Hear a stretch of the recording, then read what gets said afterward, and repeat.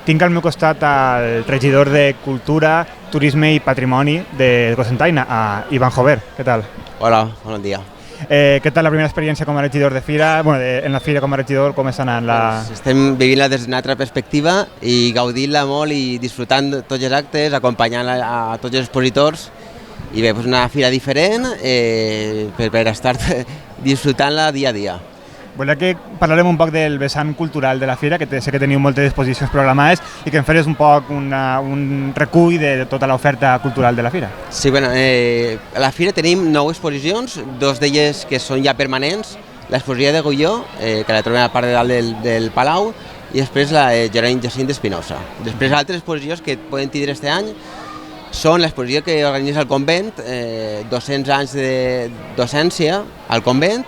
També la PIA ha organitzat altra exposició en motiu del 15 centenari del Miracle de la Mare de Déu. Aquesta exposició la podem veure en la capella de Sant Antoni.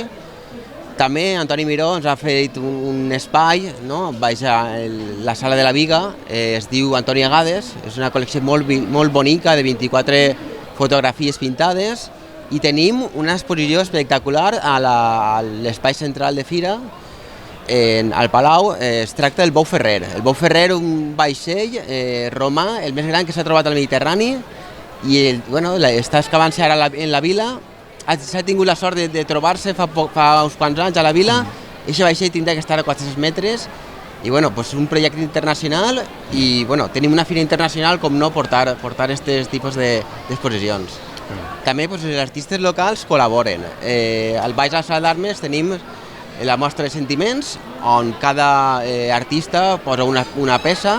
Els artistes també obrin cada un dels seus tallers per oferir-lo al turista i també realitzen una sèrie de rodabalcons que es posen als carrers amb metges.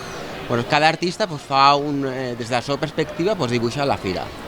També podem recomanar la visita a les esglésies que en aquest moment estan obertes. Molt bé. Són exposicions que estaran permanents durant els dies de Fira o com més o menys teniu això previst? Sí, mentre estiguen a la Fira, la major part de les exposicions es podran veure.